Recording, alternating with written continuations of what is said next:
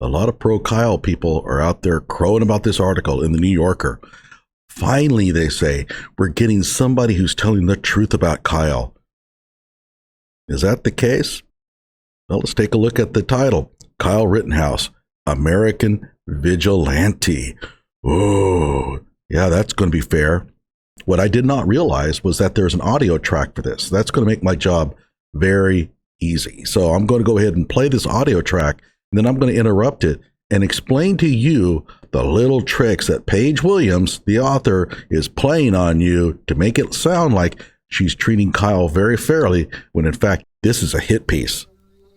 Hello out there. I am trying to get through.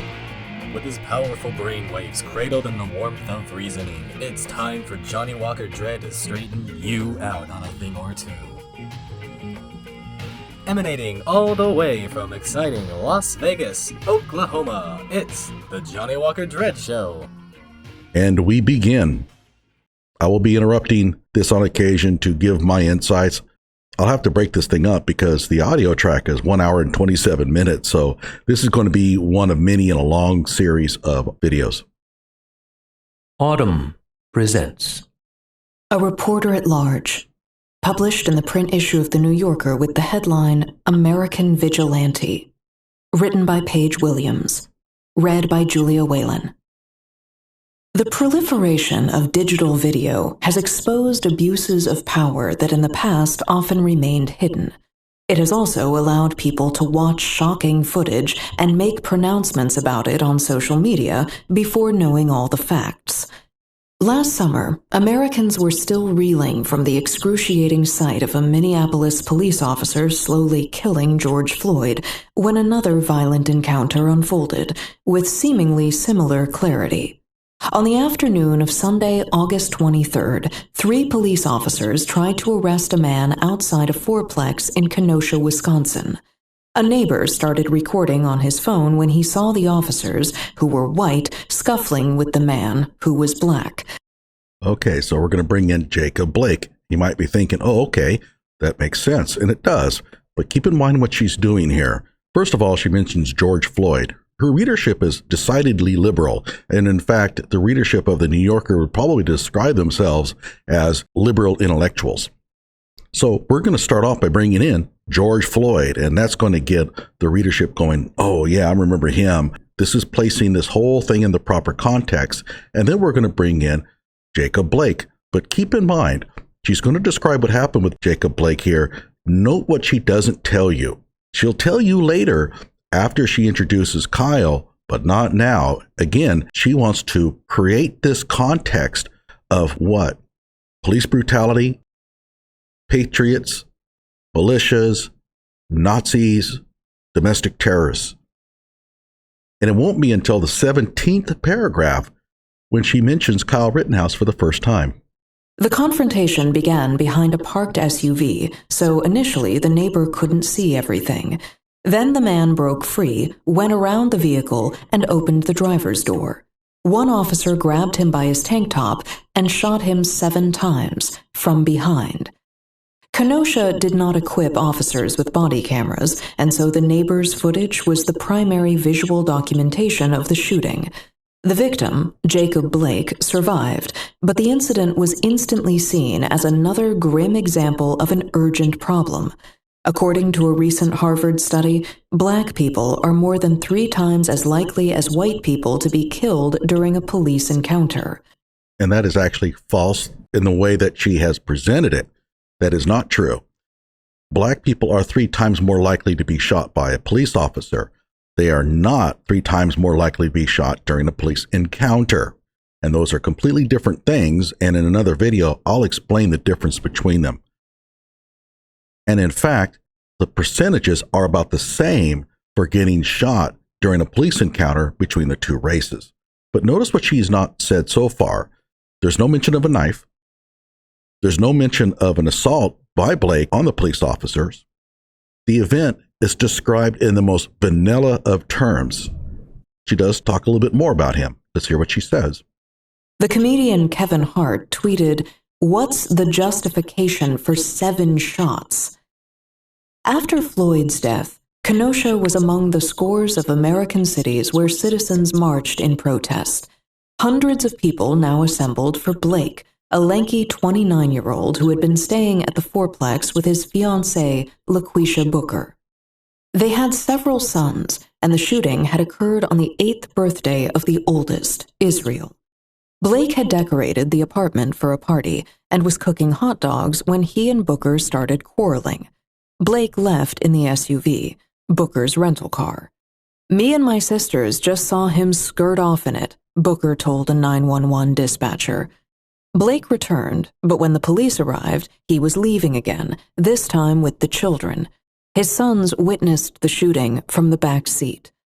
The protesters gathered outside the Kenosha County Courthouse, a limestone building facing Civic Center Park, an area surrounded by businesses and residences. Okay, so you get the picture. If you follow what she has said so far, Jacob Blake is just a guy who just had a rough day. He tangled with the police officers and unfortunately got shot.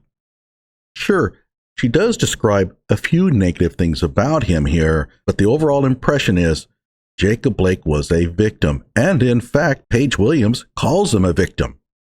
Many people marched peacefully and held signs, but that night and the next, rioters hurled bricks and fireworks at law enforcement officers.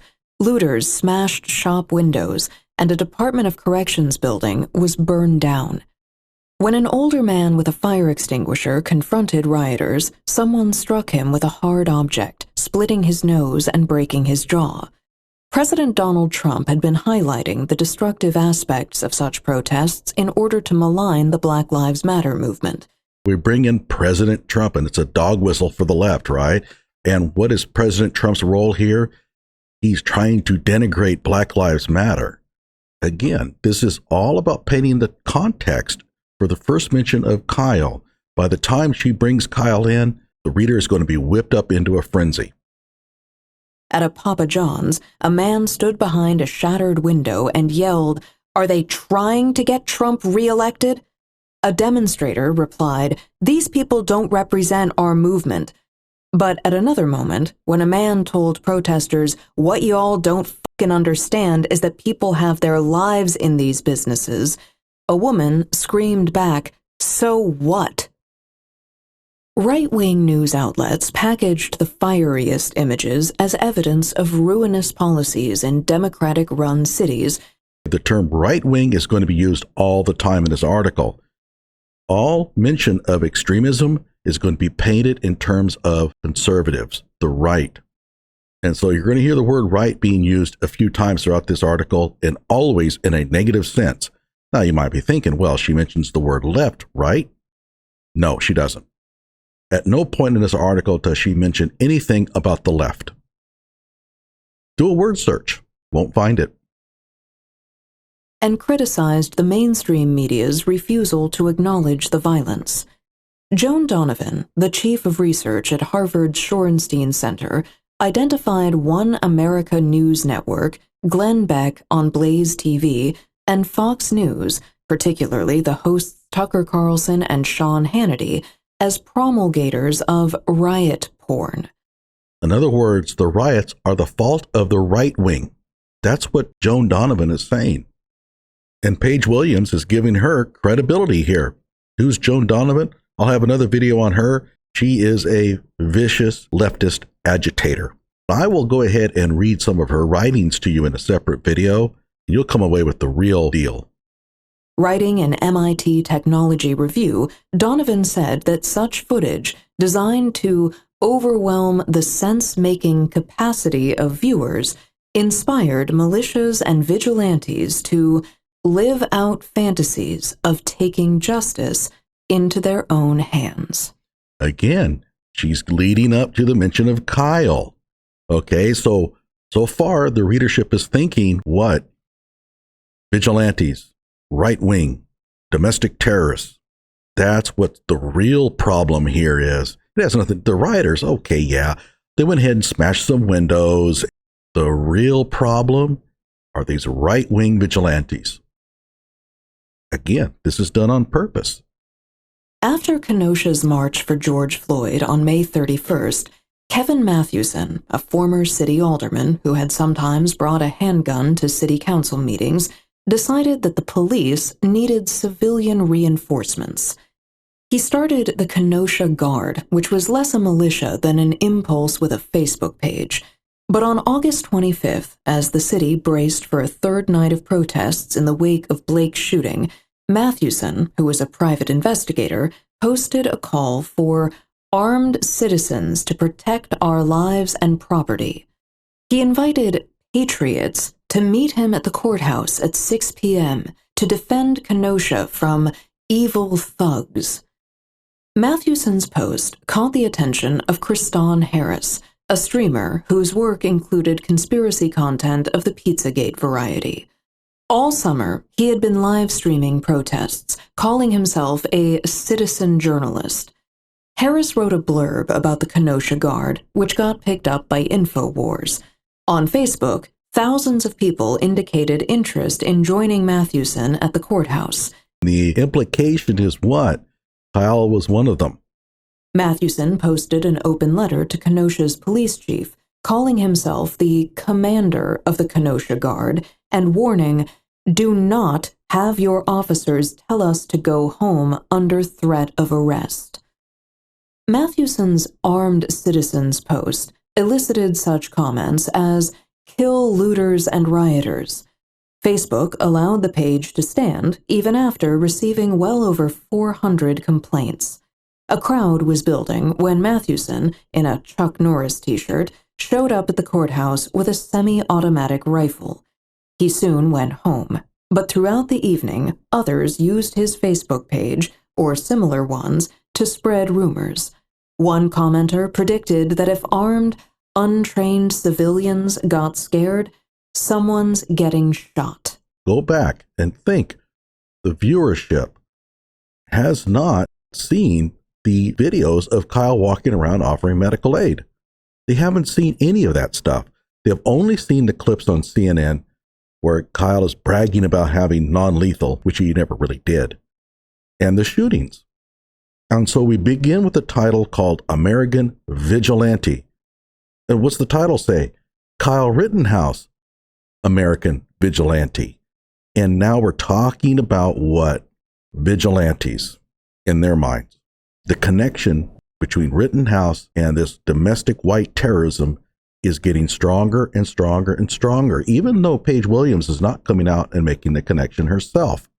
So anybody reading this article is going to naturally come away with the thinking that Rittenhouse must be a part of all of this white domestic terrorism activity. That night in Kenosha, as at many racial justice protests, the crowd was a confusing melange. BLM activists, anti-fascists in black bloc, right-wing extremists in camouflage. Across factions, people carried guns, some more visibly than others. Right-wing extremists, but BLM. So BLM is not going to get the extremist label. It's by design.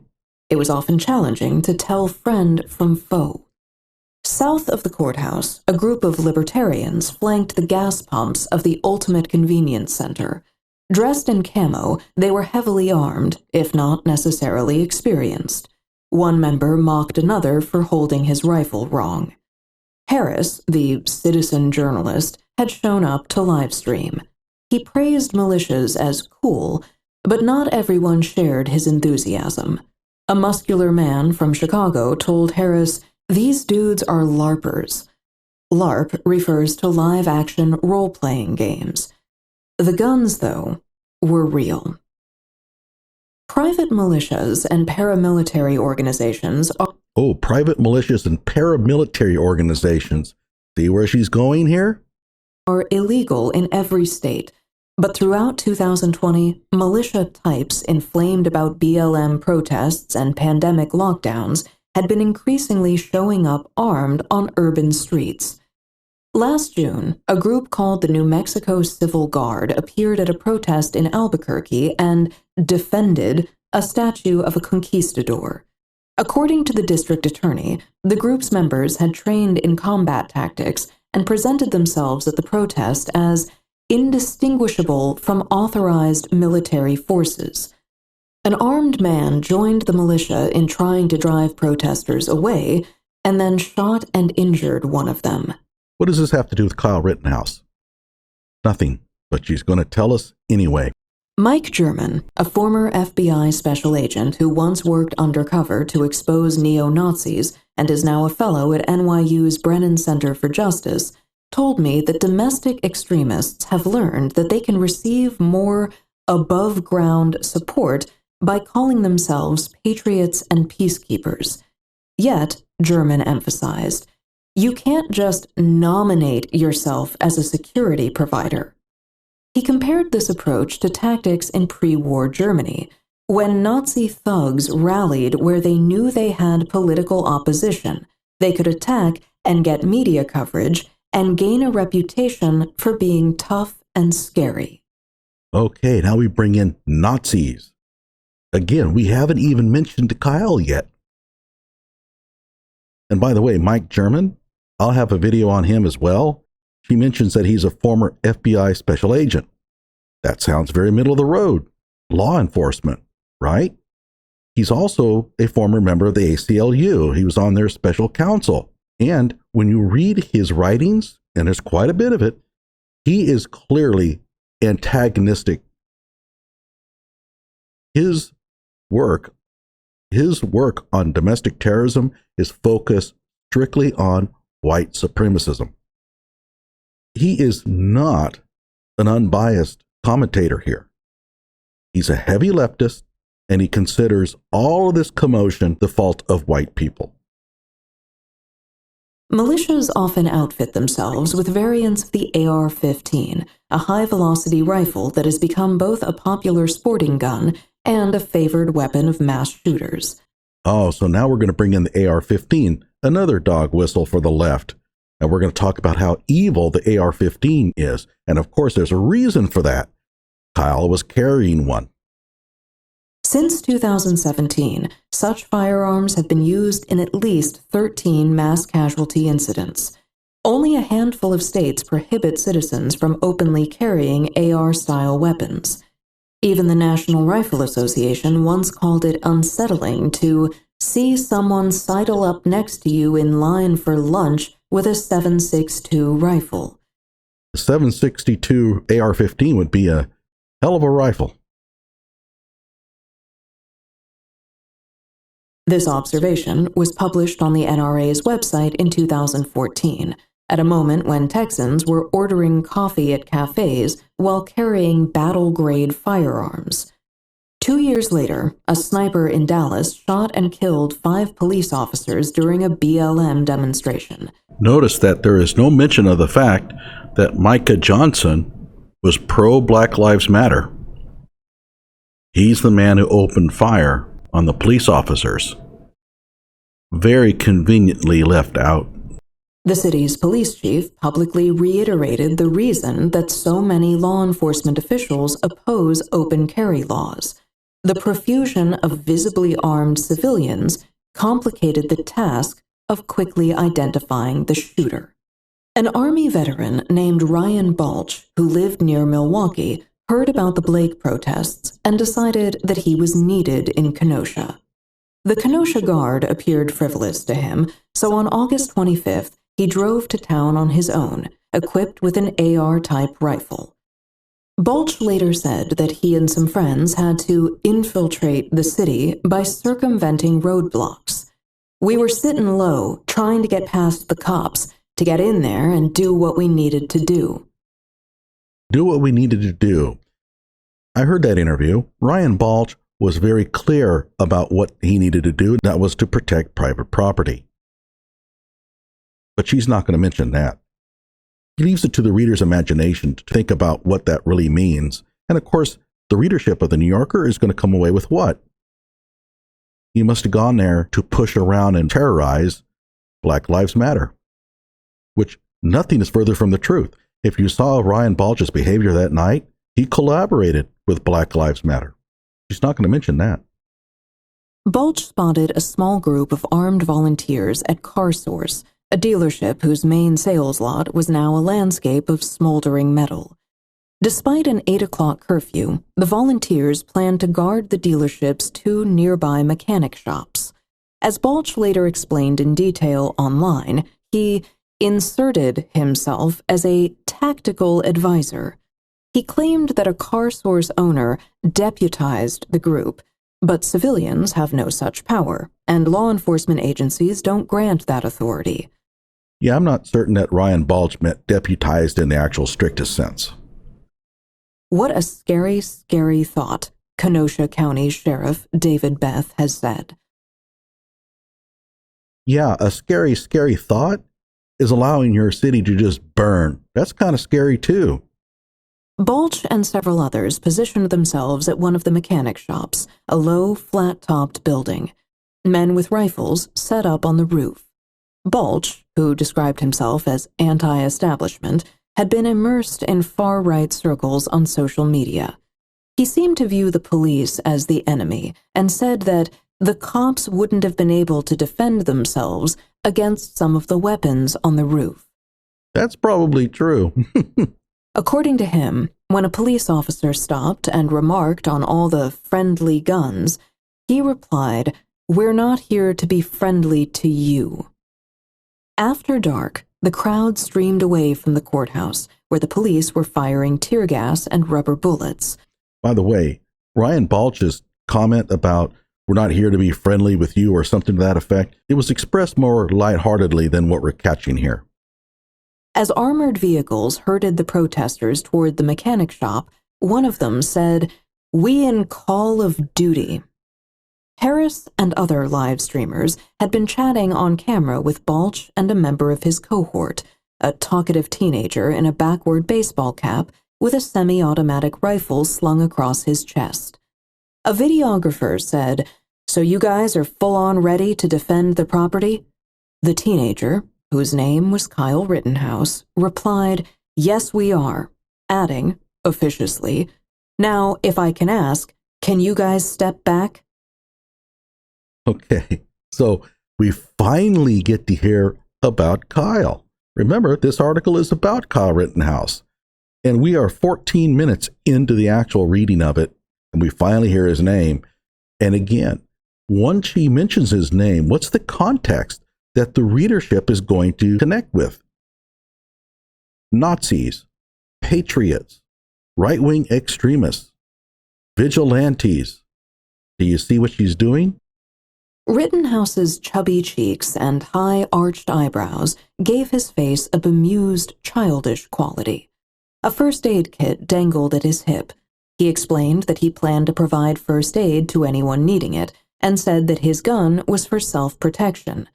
Obviously, he wasn't old enough to be a certified EMT, yet he shouted, "I am an EMT," and proclaimed, "If you are injured, come to me." Now, notice something about this article. Kyle spent a lot of time that night looking for people to help medically. Now, whether you think that he was there legitimately or not, that's another matter. But there is no doubt that he walked up and down the streets of Kenosha all night calling out medical. She is not going to mention any of that. The only instances of medical that she's going to bring up is to explain that Kyle wasn't a certified EMT. So the whole thing about medical has been turned around here to make it negative.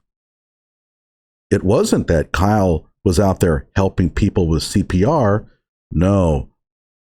The whole thing about medical was about Kyle overinflating his credentials. Adopting the language of first responders, he told a streamer, "If there's somebody hurt, I'm running into harm's way." No. And I will say this is where Paige Williams pulls off what I consider to be an extremely unethical practice here. In her article, she italicized into, that's emphasis, but if you go back and you listen to what Kyle actually said, there is no emphasis. Somebody hurt, I'm running into harm's way. Kyle states, "I'm running into harm's way." No emphasis. What difference does it make? By emphasizing into, it makes it appear that Kyle is deliberately trying to place himself into violent situations. This is not an accident. She emphasized that word for a reason. And so when you see a writer emphasize a word like that, go to the video. Play it. What did the person actually say? Critical thinking, man. Real important. Rittenhouse's intentions may well have been lost on demonstrators. In addition to the rifle, he wore an army green t-shirt and the sport patriot style of Ariat boots, part camouflage, part American flag. For all anyone knew, he or others at CarSource were among the Facebook users who had made such threats as, "I have my suppressor on my AR. These fools won't even know what hit them." Okay, placing that quote in this context is inexcusable. He didn't say that. And of course, she's not claiming he said it, but a person reading this article can easily make that inference. And she has the typical dog whistles there. Army green, sport patriot, camouflage. Ooh, for some reason, the word camouflage just terrorizes the left. American flag. Oh my God, this guy's a domestic terrorist. According to a theory of social psychology called the weapons effect, the mere sight of a gun inspires aggression. So in this case here now, we're going to blame all of the violence on Kyle and his friends. You see all of these cars being burned and people being assaulted, and all that is going to be blamed on the right because they brought weapons to the scene. Don't believe me? Let's listen in. In 1967, the psychologists Leonard Berkowitz and Anthony LePage wrote, "In essence, the gun helps pull the trigger." Their methodology had flaws, but later studies verified their premise. In one UK study, people were more inclined to assault a police officer who was visibly armed with a taser. UK study and a taser. Okay. Brad Bushman, an Ohio State researcher who served on President Barack Obama's Committee on Gun Violence. Oh, he served on President Barack Obama's committee. Again, what's her readership? The left. They're going to consider this guy a real bona fide expert. Told me, "We found that it really doesn't matter if a good guy or a bad guy is carrying the gun. It creates the bias to interpret things in a hostile way." So, good guy or bad guy, it doesn't matter. If the person carries a gun to a scene, it's his fault if any violence erupts. Do you see what she's doing here? Who was the person carrying the rifle that night? Kyle.